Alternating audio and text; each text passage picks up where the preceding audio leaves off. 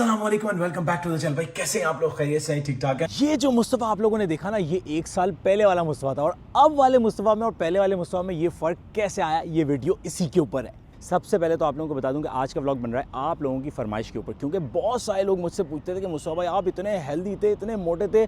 97 KG मेरा wait था और अब मेरा वेट है एक साल के बाद 75 केजी। तो सबके सवाल ये होते थे मुस्तफ़ा भाई ये ट्रांसफॉर्मेशन कैसे किया, आप हमें बताएं, क्योंकि हम भी मोटापे से परेशान हैं, हमें भी नहीं अच्छा लगता कि इतना इतना जो है ना पेट निकला होता है। तो मैंने सोचा कि आज फाइनली आप लोगों के लिए वीडियो बना देते हैं। सबसे पहले तो मैं ये बताता हूँ कि मैं 97 केजी तक पहुँचा कैसे, ये मोटापा आया कैसे। भाई ऐसी कौन सी हरकतें थी जो मुझे इतना मोटा कर चुकी थी। ये देखिए ये कितनी मजे से जो है ना नल्ली बिरयानी चल रही है। ये नल्ली ने हमारी क्या हालत की है तो हमें बाद में पता चला। बात सिर्फ बिरयानी तक नहीं थी भाई, ये देखें यहाँ तो रोल चल रहे हैं, समोसे चल रहे हैं। चलो बंदा हल्का हाथ रखता है, एक समोसा खा ले, लेकिन यहाँ तो दो तीन समोसे, दो तीन रोल, ओए होए सब कुछ ही चल रहा था। एक तो सुना होगा आप लोगों ने रेगुलर पिज़्ज़ा, सही है, स्मॉल पिज़्ज़ा, लार्ज पिज़्ज़ा, लेकिन ये देखें इतने बड़े बड़े पिज़्ज़ा भी नहीं छोड़े हमने। भाई खाना पीना तो हैवी किस्म का चल ही रहा था, लेकिन साथ में कोल्ड ड्रिंक ने भी अलग तबाही मचाई है। एक गिलास से तो हमें कुछ होता ही नहीं था भाई, दो तीन गिलास कोल्ड ड्रिंक के पी जाते थे। हर मील के साथ, हर खाने के साथ जो है ना हम लोगों ने कोल्ड ड्रिंक पीना शुरू कर दी थी। और अपनी कोल्ड ड्रिंक खत्म करने के बाद दोस्त की कोल्ड ड्रिंक भी नहीं छोड़ते थे, आधी बची होती थी वो भी उठा के निपटा देते थे।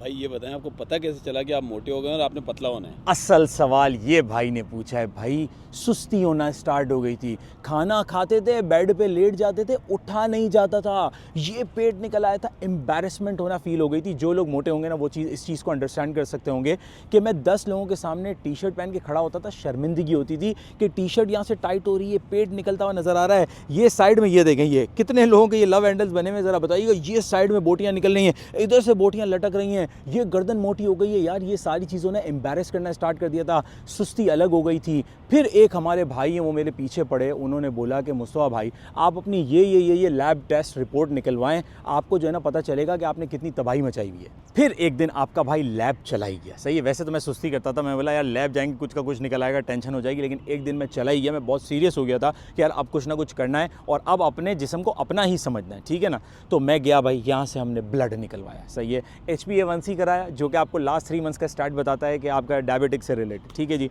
और इसके अलावा हमने और भी जो रूटीन टेस्ट होते हैं वो सारे करवाए। तो पता चला जैसे रिपोर्ट देखी ना, सही है, वैसे तो मुझे बहुत सारे लोग बोलते थे कि बेटा इंसान बन जाओ, वो मुझे समझ नहीं आता था।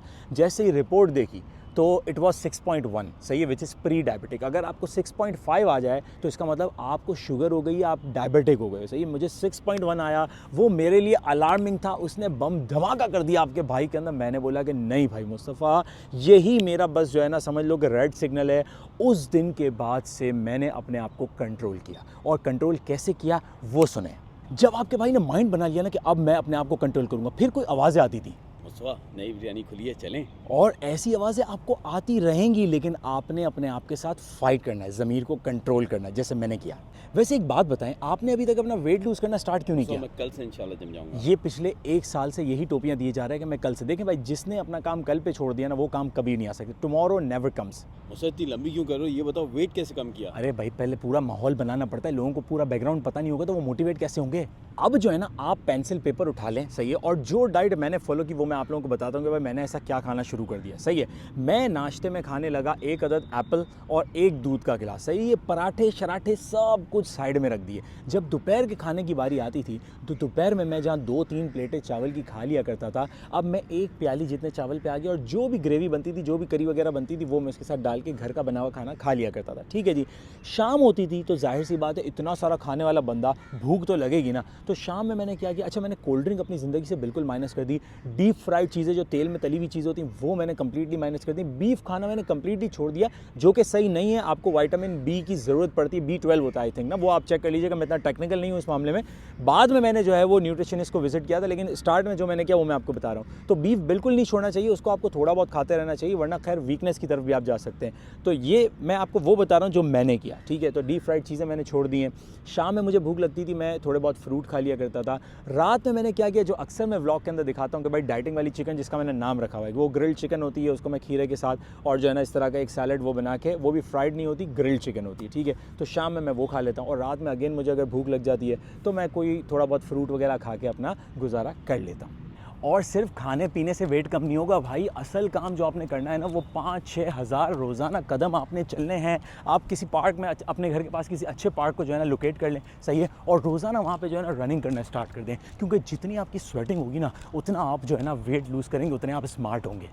और सिर्फ 5-6 हज़ार कदम के ऊपर कहानी ख़त्म नहीं होती है, फिर आप जो है ना थोड़े से प्लैंक्स लगाएं, सही है, प्लैंक्स लगाने हैं आपने। इसके बाद फिर आपने जो है ना थोड़े से जो है वो पुशअप्स लगाने हैं, सही है ना, पुशअप्स भी आप लगा सकते हैं। इसके बाद फिर आप डिफरेंट जो है ना, इंस्टाग्राम भरा पड़ा है यार, डिफरेंट आप किसी भी फिटनेस के जो है ना बंदे को आप फॉलो कर लें, और डिफरेंट जो है ना एक्सरसाइज होती है जिसके अंदर आप अपना पेट शेड की जो है एक्सरसाइज लगा सकते हैं। यकीन करें ये सारी चीज़ें जब मैं करने लगा ना, जहाँ मैं अपनी ज़िंदगी के अंदर इतना सुस्त हो गया था, सही है ना, मैं उतना ही डबल ट्रिपल एक्टिव हो गया यार। एक बात बताओ, तुम्हारी इतनी मेहनत के बाद रिपोर्ट्स कंट्रोल हुई? अल्हम्दुलिल्लाह, मैंने ये जब रूटीन अपना चेंज किया, सही है, अपना लाइफस्टाइल चेंज किया, उसके 3-4 महीने के बाद मैंने अपनी रिपोर्ट्स दोबारा करवाई।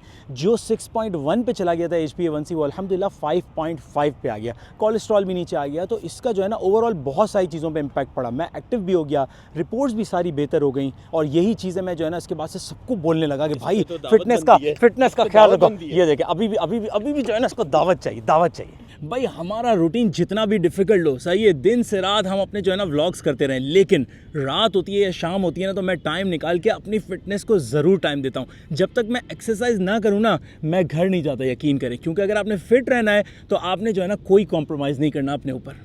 तो भाई मेरे ख्याल से मैंने हर वो चीज़ बता दी जो आपको वेट लूज़ करने में हेल्प कर सकती है, और आप भी इस तरह स्लिम फिट हो सकते हैं। अगर मैं कोई चीज़ भूल गया हूं, और अगर आपका कोई सवाल है तो आप मुझसे कमेंट में पूछ सकते हैं। मैं कोई फिटनेस ट्रेनर नहीं हूं भाई, मैंने सिर्फ अपना एक्सपीरियंस आप लोगों के साथ शेयर किया है। अगर आप लोगों को इससे फ़ायदा लगता है तो आप इसके ऊपर अमल करें, अगर आपको फ़ायदा नहीं लगता तो आप अमल ना करें। मैं ये नहीं कह रहा कि आप इसी के ऊपर अमल करें, लेकिन अपनी फिटनेस के लिए आप किसी अच्छे ट्रेनर या अच्छे किसी न्यूट्रिशनिस्ट के पास विजिट करके बाकायदा डाइट प्लान अपना भी बनवा सकते हैं, अपना भी ले सकते हैं, और आप जिम में जो भी चाहें आप कर सकते हैं ज्वाइन। लेकिन कहने का मतलब ये है कि फिटनेस है तो सब कुछ है, जान है तो जहां है। और हाँ, एक और चीज़ भी तो होती है, जब आप अपनी जो है ना डाइटिंग के ऊपर चले जाते हो, घर वाले आपको नहीं छोड़ते भाई।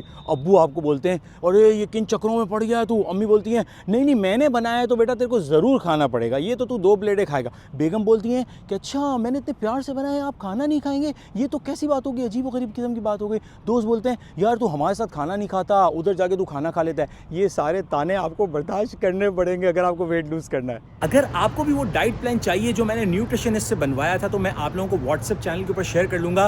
डिस्क्रिप्शन के अंदर लिंक दिया हुआ है मेरे व्हाट्सएप के चैनल का, आप उसको फॉलो कर लें। आखिरी में एक बड़ी इंपॉर्टेंट चीज़ अभी मेरे जहन में आई, तो आप लोगों के साथ शेयर करने के लिए आए, क्योंकि आप लोग यार मतलब जिगर हो अपने भाई। अगर डाइट समझ के आप लोगों ने किया ना, आप जल्दी डर के भाग जाओगे, और ज़्यादा टाइम तक लॉन्ग टर्म आप इसको फॉलो नहीं कर सकोगे। आप इसको एज अ फन लो, तफरी लो, चैलेंज लोगे भाई, ये फिटनेस चैलेंज है, और इसको अपने लाइफस्टाइल का पार्ट बना लो। मैं ये नहीं बोलता कि आप बिरयानी नहीं खाओ, मैं ये नहीं बोलता आप कढ़ाई नहीं खाओ, सब कुछ खाओ। मेरा भी अभी दिल होने लगा, मुंह में पानी आने लगा, लेकिन चखो, थोड़ा बहुत खाओ, अपना पेट समझ के। यार किसी का पेट नहीं अपने ही पेट में जा रहा है। फिटनेस का साथ साथ बस ख्याल रखो, ठीक है? फिर मिलते हैं। अस्सलाम वालेकुम।